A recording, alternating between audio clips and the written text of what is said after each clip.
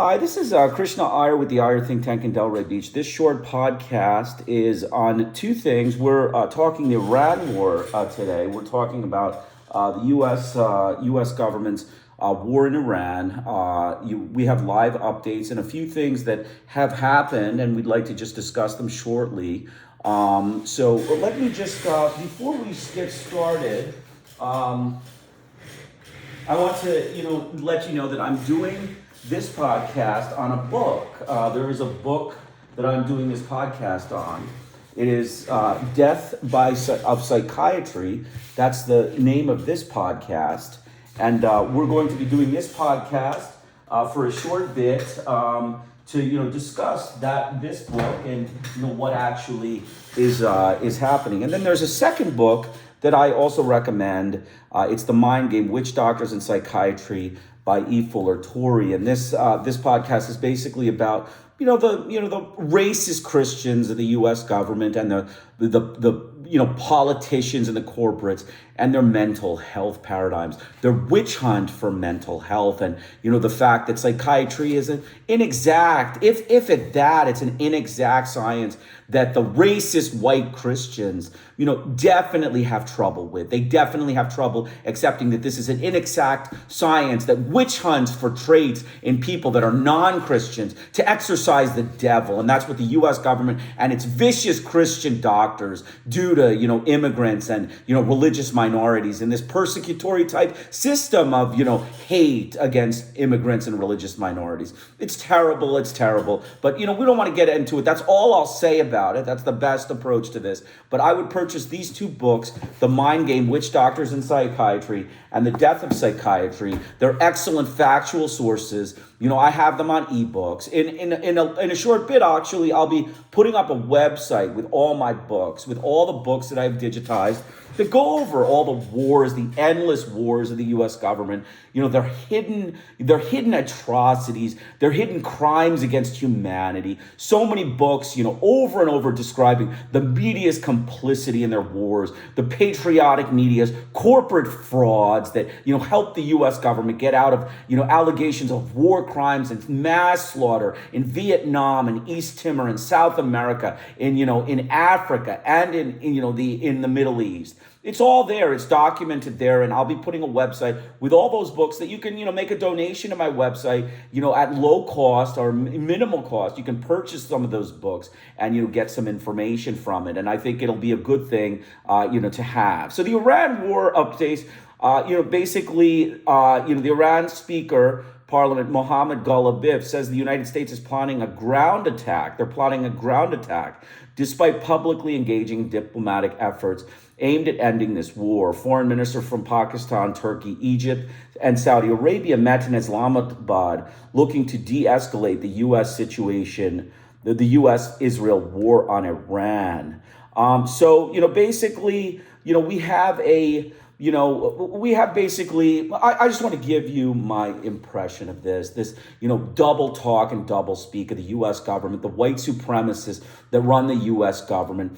They are frauds. They are hunters of Asians, hunters of Africans, hunters of Muslims, and hunters of South Americans. These are, mass murdering, mentally deranged butchers. And for them, I, actually put together a little, statement. So the white supremacists of the U.S. governments are hunters of Asian flesh, Muslim flesh, Hispanic flesh, black flesh, and native Indian flesh. This Iran war was engineered by them, leaked to the press through Donald Trump, and the world was informed in advance. It is the world's reaction that curtailed the bloodshed against the Islamic Republic of Iran. It is the world denunciation of the white supremacist, mentally ill, deranged butchers of the U.S. government who yearn for bloodshed that has curtailed more bloodshed. Remember, Vietnam War, when the U.S. government hunted actively Asians for slaughter. They formed police states and murdered defenseless civilians en masse. They dropped napalm. They dropped chemical weapons. No one could hide their bloodshed, but the government found the way to cover it up by keeping any record of books in print and not releasing it into ebook format or for public review. This is the mark of a sadistic, mentally deranged person, in desperate need of medication. Instead of medication, they dropped more bombs, and the world is okay with that? Isn't this like treating someone who needs, who has a weight problem with increased consumption of food, with increased food and, increasing their food? Is that going to fix their weight problem? This is addressing a weight problem through increased consumption as addressing mass racist slaughter through more slaughter is not curative of the mental illness. Only medication and rigorous inpatient rehabilitation and hospitalization will fix this sadistic, hallucinatory, and delusional white supremacists of the U.S. government. The white supremacy in desperate need of medication and not more authority. The inconvenience of hiding the books in Vietnam, which is clear is that people will not look for them. They will listen to what they are told. Like these other wars, the bloodshed could have been much worse. They could have hunted Muslims of Iran as Muslim hunters of white supremacy. They could have dropped nuclear chemical weapons and destroyed the country, but they didn't. However, the threat is now not past. Similarly, their agents in the New York Times, Washington Post, Newsweek, and Reader's Digest are frauds. They are U.S. mass media frauds who machinate with agendas of the U.S. government in a patriotic sell. They will sell the truth for money, just as the U.S. government sells murder for cash. So it is true these newspapers were complicit with crimes in Vietnam, East Timor, Bolivia, and with the Achi Indians, Brazil, and with the Indians and Brazilians, Chile with the campesinos and the Indians, and Nicaragua, Venezuela, and the Hispanic peasants. El Salvador also was, part of this campaign with the Hispanic peasants. Cuba with the Hispanic peasants, Honduras and Guatemala, all with the Hispanic presence. The U.S. press are dangerous frauds. The white supremacist racists are stupid. They are liars. They are frauds. They lie with agenda and are followed rank and file by their U.S. press propagandists. So anything you hear from the U.S. press is fallacious propaganda, always meant to further a witch hunt agenda by the white supremacists in power. So worry about colonialism. I strongly urge everyone, worry about colonialism and the Western hegemony that falls rank in line with the American white supremacists. We must all be at least aware of these threats to our sovereignty, and we must ensure the friendship with those that show the white supremacists to be fraud. That's all I'm going to talk about on this matter. But I do want to say that, the New York Times, Washington Post, and the U.S. mass media distort the popularity of the ruling class and pretend dissent in countries with overwhelming popular support for their leaders. I'm just going to give you some examples, and this is the same thing that has happened in Iran. In Iran in 1953, Mohammad Mossadegh, the New York Times, Washington Post released articles about dissent and, illegal, dissent in the Islamic Republic of Iran. They said there was discontent, and the U.S. government orchestrated a coup against Mohammad Mossadegh and took over. And that police state, that repressive police state of the Shah of Iran, murdered hundreds and thousands of Muslims in Iran. So that is the goal of the U.S. government, to, ensure their oil exploits and their success and their cash success at the expense of the, peasant population.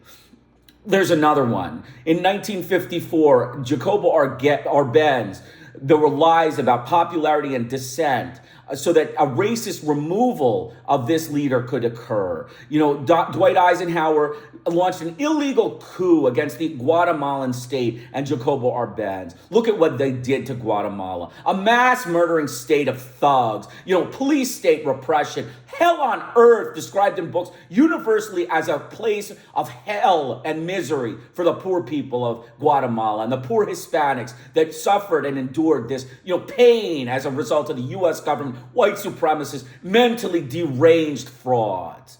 Next, Vietnam. The Viet Minh. There were lies about the Viet Minh not having popular support. They were overwhelmingly supported by the Vietnamese peasants. They were pretending that there was no support, and then bombed indiscriminately, and they created greater support for the Vietnamese. They created greater support for the Viet Minh, who attacked and launched the Americans into the sea. And when they were launched into the sea, what did they do? Like sore losers, they dropped napalm, cluster bombs. clustered munitions, all sorts of depleted uranium on the poor peasants of Vietnam, Laos, and Cambodia, and killed over 1 million people as they withdrew from Vietnam. That's the mark of mentally deranged criminal butchers of the U.S. government. You should be aware of these, historical conflicts and historical facts when you address or think about the Islamic Republic of Iran and today's war. And Timur, we're going to talk about Timur. Freightlin, Mr. Freightlin. The Freightlin was the majority. There was overwhelming support for Freightlin and independence and frontline sovereignty for the East Timor state. But the lies peddled by the New York Times, Washington Post, and Reader's Digest about a hallucinatory civil war and brutal civil war, where there were so many factions, was total lies. It was blatant lies by the New York Times, Washington Post, fabrications of patriotism so that the U.S. government can hide the fact that it was, using Indonesia as an invasion and coup of, East Timor. And basically they hid. The entire Western hegemony fell rank and file behind the New York Times in hiding the mass murder and genocide against the East Timorese by the Indonesian army. And that is the American government. The American government funneled hundreds and millions of dollars of weapons, supported, Jimmy Carter is the guy. Jimmy Carter is the guy in all of these conflicts. In Timor, he's the guy. In Guatemala, he's in South America, he's the guy. He's the guy in, many of the South American states. In El Salvador, he's the guy. In Nicaragua, he's the guy. He is the guy. He is a mass murdering butcher, a white supremacist fraud of the U.S. government. Okay, so, basically the reason I bring this up is these show a pattern of U.S. media fabrications and falsifications and worthless media journalism. They're meant to allow for patriotic government success, meant to further the agendas of the colonial racist patriots, sometimes in complicity with the agendas of other colonial regimes such as France, Germany, Britain, and Western Europe. White corporate U.S. media are frauds. They're patriots who view the media as a friendly, manipulatable group of whites that will do and say anything for the government's bidding. Government wants to get what they want. If that means they will hide mass murder, then it is done by the U.S. mass media. Though we can't take away media sources, we certainly can boycott the New York Times and Washington Post and U.S. mass media journalism. And a boycott of these fabricating delusional white racist corporates of the New York Times, Washington Post, Reader's Digest, Newsweek, and other American media sources is definitely in order right now. The original publisher of the Times, Adolph Orks, was in favor of U.S. imperialism and had a pivotal role in the annexation of the Philippines. So you can see the double speak and double conflict of interest of these corporates in these big media, Western media outlets like Adolph Orks. If you are not a white American, do not read these sources. That is my recommendation, is that you will, clutter your mind with unnecessary racist, white supremacist fraud propaganda. They will present lies and patriotic propaganda, a dangerous source of government machinations. The agenda is American imperialism and colonialism. The machinations are the deceptions through the U.S. media, the maliciousness of the U.S. media, and the treachery of the U.S. media in enacting these machinations. The white corporates today in Islamic Republic of Iran's war are hunting for Muslims. They're corporate hunters of oil, and they are doing so in Iran. The invasion of Iran, if it occurs, is the destruction of democracy and the resurrection of white corporate America in imperialism and by America and the Western white supremacist hegemony. We can look forward to more Vietnams, maybe China, maybe India, and maybe similar colonial adventures. And as Mao Zedong said, the only way to prevent the white supremacists from enacting their imperialist corporate ambition is with the butt of a pistol. So you don't take this invasion that the U.S. government is planning lightly. Be concerned and force Washington to diplomatic outreach and not more bloodbath.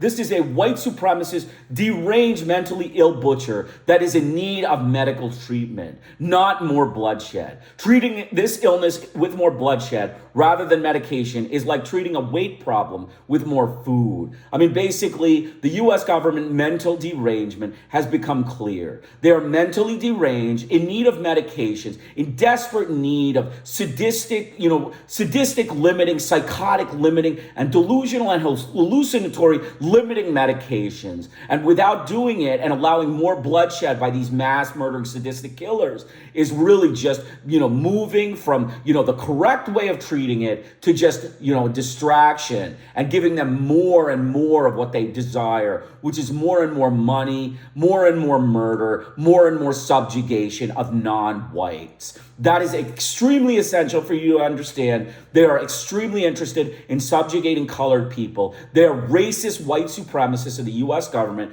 people who have been irresponsible for mass slaughter across the world, and extremely dangerous people. And this invasion, what they're projecting as an invasion of Iran, is a dangerous slight on humanity in the world. And I can't stress enough that if you don't take this seriously, you are going to lose. You are going to lose badly. Unless diplomatic outreach by Saudi Arabia, the countries that are doing this are Saudi Arabia. The countries are Saudi Arabia, Pakistan, Turkey, and Egypt. Unless these countries are able to de-escalate this situation and, fix the U.S. government's machinating, racist white supremacists, you should be ready for additional bloodshed and additional imperialism by the U.S. government. It is, definitely something to be concerned about. Just to give you an example of actually the kinds of things that the U.S. government made up in the war. I have, put out a little statement from a book. It's called Washington Connection and Third World Fascism. It's an excellent book that I strongly recommend you read. It's, a great book about, Washington's, mass murder campaign. But basically, it's about actually a situation that happened in Vietnam where much of the U.S. Richard Nixon lied blatantly about the number of people killed in what's called the Hue Cong massacre. It was a Hue Cong, basically a Hue Cong massacre. I will pull it out and I will just read this little statement because it goes to the beg of the question is that, they openly lie. These, white corporates, these media corporates openly lie about what they do. And, the Hue massacre of 1968 was was actually the place. And, what actually was written here is that there was, what Nixon suggested is that there were 700,000 people killed in this conflict. 700,000 people, at least 500,000 by conservative estimates, were killed, according to Richard Nixon. Actually, the original papers said that, only 150 to 200 people were killed. So 150 to 200 people got elevated to 700,000 that the Viet Minh killed of their own people. They killed their own civilians for the sake of, just because they were crazy, right? That was the U.S. government's, allegation, propaganda, lies that were peddled in the white press, the white American frauds that release this nonsense garbage. But I'm going to read what it said. Some of the civilian casualties of this U.S. assault were buried in mass graves by NLF personnel alongside their own casualties, and a large number of civilians were bulldozed into mass graves by the Allies. The NLF claimed to have buried 2,000 victims of the bombardment in mass graves. Oberdorfer says that 2,800 victims of the occupation were discovered in mass graves. But he gives no reason for believing that these were victims of the NLF Democratic Republic's political slaughter, rather than people killed in a U.S. bombardment. He seems to have relied entirely on the assertion of the ministries of propaganda of Saigon. Fox Butterfield in the New York Times of April 11th even places all 3,000 bodies in a single grave. Samuel Hunting Adams, a former analyst with the CIA, wrote in the Wall Street Journal of March 26, 1975, that South Vietnamese and communist estimates of the dead coincide almost exactly. Saigon says it dug up some 2,800 bodies. A Viet Cong police report puts the number at around 3,000. There are no known police reports that that say any such thing, and it apparently never occurred to Adams that the 2,800 figure might be adjusted to the needs of the mistranslated documents. Many of the words were mistranslated from Vietnamese by the U.S. government, propagandists that mislated the words in the document that said that, one is, murder, and, one said, dissolution. Basically in Vietnamese,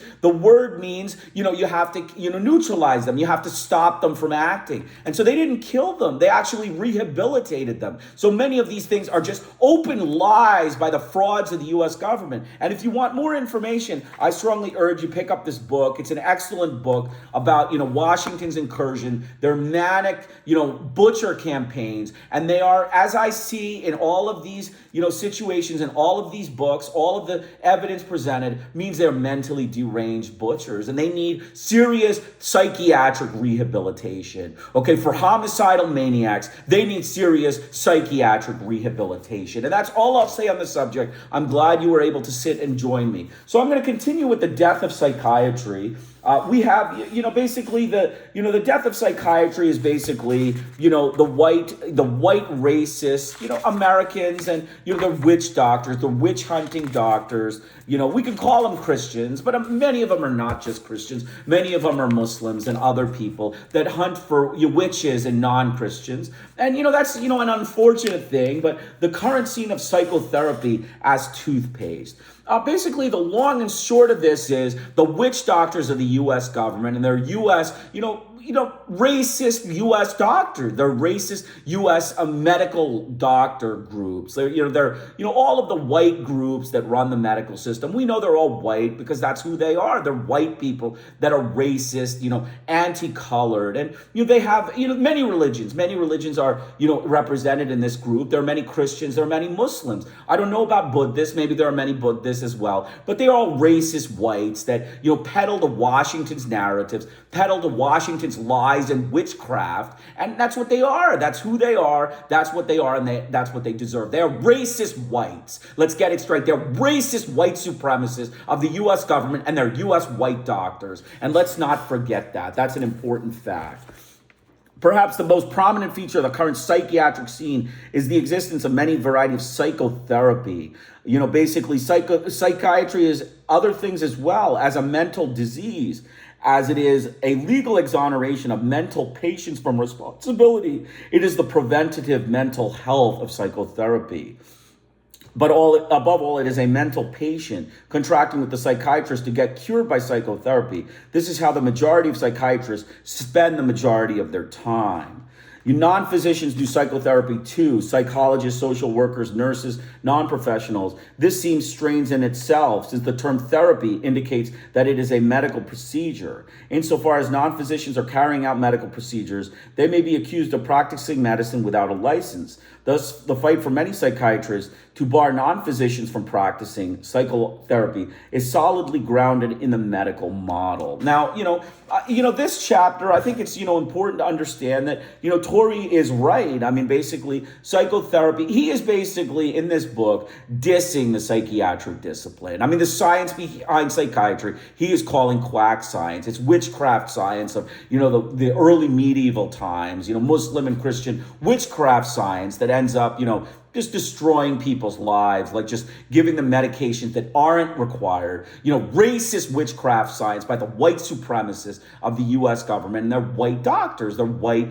racist doctors. And, they search for, something to exercise in non-whites, something to exercise in non-whites. They are machinations. They are deceitful. They are, deceits. They are, treacherous, and their maliciousness in their pursuit of an agenda, which is steal money from non-whites. Okay, that is the agenda of this psychiatric system and this psychiatric, game, so to speak, that the U.S. government is calling a real discipline. It is just a fraud. It is a group of white frauds that get around and sit together in, a circle of white racists and say that let's treat that Hindu for some sort of mental illness. Let's treat that Buddhist for some sort of mental illness. Let's treat that Hispanic for some sort of mental illness. Let's treat that Black black person for some sort of mental illness. Let's treat that, Hispanic and, Native Indian for some sort of mental illness. And that's what they do. They go around and sit together as a racist group, a pack of wolves, of white supremacists,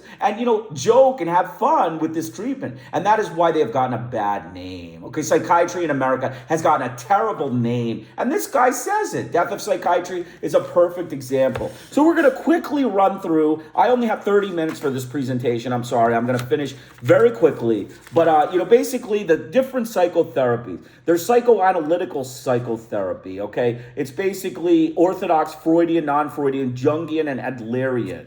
Okay, many schools are broken into sub-schools. Neo-Freudians, there's many different schools and sub-schools.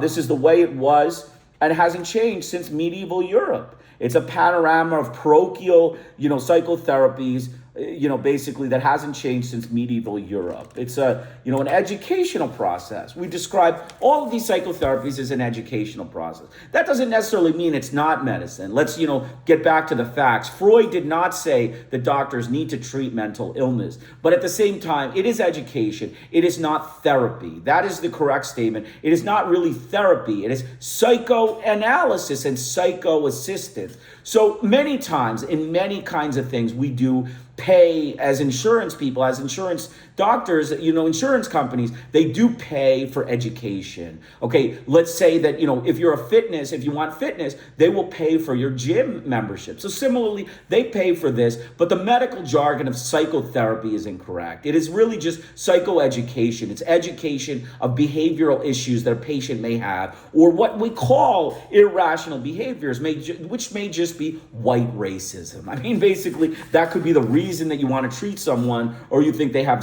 irrational behavior. It's just white racism. It's your own prejudice. All right. So now other things, behavioral therapy. These are commonly referred to as behavioral therapists. Basically, psychotherapy. There's therapies. Phobia, for instance, is the product of maladaptive learning for a behavioral therapist, whereas psychoanalytically oriented therapists, the phobia is unresolved of neurotic conflict. The major types of behavior therapy are reward, punishment, desensitization, and negative process. I will give an example. Punishment type of psychotherapy, behavioral therapy, is, basically when you take a homosexual man and show him a picture of a, nude woman and a nude man. And when you show him the nude man, you electric shock him so he feels pain. That is, punishment type psychotherapy or punishment type behavioral. Desensitization. You take a child who has a fear of dogs. You show him dogs playing with other kids, and then you bring the dog and have him pet it. That is called desensitization. You show small doses to the child, and then the child gets over it. Then the negative practice type is overwhelming the child or the patient with the stimulus that they're fearing. So in case of a child that's worried about water and swimming, you throw the child in water, and then they get over that fear by just knowing that they will be able to swim through it. So those are the three types of therapy.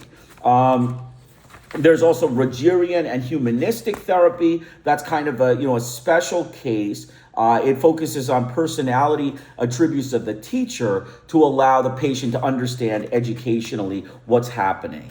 Humanistic psychology, which is existential psychology, which provides an illustration of how far from the medical model is being stretched. It's a valid form of therapy in most books of psychiatry. The central task is to understand the patient as a being. The therapist being able to understand the patient, recognize and experience his own existence, and the central process of therapy. It's basically simply an education process, and it's detailed in books. There are other forms of psychotherapy. Some are kind of weird. There's rational emotive psychotherapy. The main emphasis is on thinking in that one. The patient is told to let his intellect take precedence over his emotions and feelings. Homework assignments for patients in both individuals and group therapy is given. Another form of therapy has emerged out of recent studies called preventive psychiatry. Prevent people from becoming mentally ill if certain things are done. the person's ability to cope successfully with the crisis increased in direct proportion to opportunity to participate and work in the crisis. Anticipatory guidance is given to Peace Corps volunteers. They work through their feelings of tiredness, loneliness, boredom, and frustration that they will face when they leave the country so that they can handle those conditions when they arise. That's anticipatory guidance type therapy. There's also the games, analysis of games. So in that sort of therapy, an alcoholic is given, is failed to achieve his life goals, but he blames the fact that, the life goals haven't been achieved on his wife and says that, the drinking was not involved. So, it's kind of a weird approach to psychotherapy. And then there's money management therapy. Okay, money management, you pay $40 for an hour for an appointment, and then, they teach you how to, avoid spending too much money. Basically, that's another form of psychotherapy that you have. Another kind of therapy is on the fringe, tickling and punching. There's body therapies. You pay hundreds of dollars to be punched in the ribs or screamed at in the name of therapy. Basically, these therapies rise and fall like pop songs each month. And no one really knows whether they're really effective or not, but they are, forms of psychotherapy. Out on the far fringe, there's sex therapy, and this is basically just, an orgy that's created by a sex therapist, as a way of, getting around their, feelings of, basically discomfort. Someone has a marital problem and they introduce them to sex therapy. I mean, it's kind of a ridiculous thing. I mean, he really criticizes this as, a complete farce and, the fact that it's sanctioned as therapy in the medical model is a new low, is what he says. The therapist conceptualized what he is doing more in educational than medical terms. And, it's an educative process. Not that responsible educators would claim that his methods are any more than responsible doctors would. But, there are other forms of psychotherapy that are less educational, like the sex therapy he goes through. So the common base, basically, in summary, in a nutshell, Eric Torrey, E. Fuller Torrey, says that, although this psychotherapy is there, calling it therapy is the only real issue. It's not really therapy, it's education. All of these things are, educational therapy. They're not, really psychotherapy. They're not medical, model. It's not a medical model, and the medical model is flawed. There's a medical model that the U.S., psychiatric system uses to, evaluate psychiatry, and this is a flawed system. And, it's basically saying that each of these therapies has stamped with caduceus and put in the box marked medicine, which amounts to an absurdity. The therapies have nothing in common with real therapies in medicine except the label. To characterize one's insight into the unconscious with penicillin, renal dialysis, and an appendectomy is to approach, nonsensicalness. Putting an MD on Santa Claus's forehead doesn't make him a doctor. So, I think E. Fuller Torrey is a little bit on the, physician, the role of the physician in this. And, he doesn't think that these therapies are, really, a physician type of thing. But, at the same time, he's, discounting the whole psychiatric science. He's saying all of psychiatry is really a poor example of failed science. I mean, it has no scientific basis and it's poor.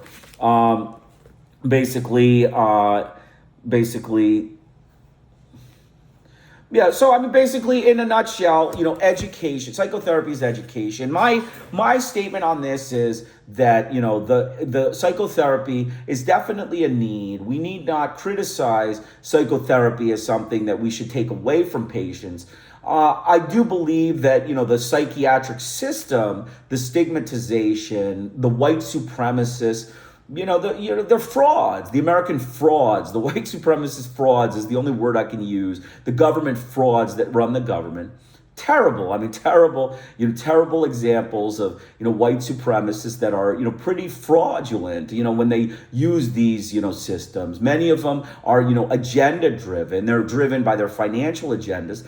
Many, big doctors and lawyers and, business people get roped up in U.S. government, lies, peddling lies about their mental health problems, and then, force them into, medication and rehab for, falsities, just frauds. They're just frauds, just open frauds that need medication themselves. These are U.S. government people that need to be medicated for their mental illness because they're delusional and hallucinatory, fabricating frauds. And that's all I'll say on the subject. I mean, I think we really need to understand, we should really protect ourselves from, this, white supremacist government. As the white supremacists run the U.S. government, they get away with many murders. They get away with many things that nobody knows about. But this is an eye-opener. These books are an eye-opener, at least for me, and I think for anybody else who reads them. They're an eye-opener to the kinds of frauds that the U.S. government coddles in America. They are just frauds. They lie and they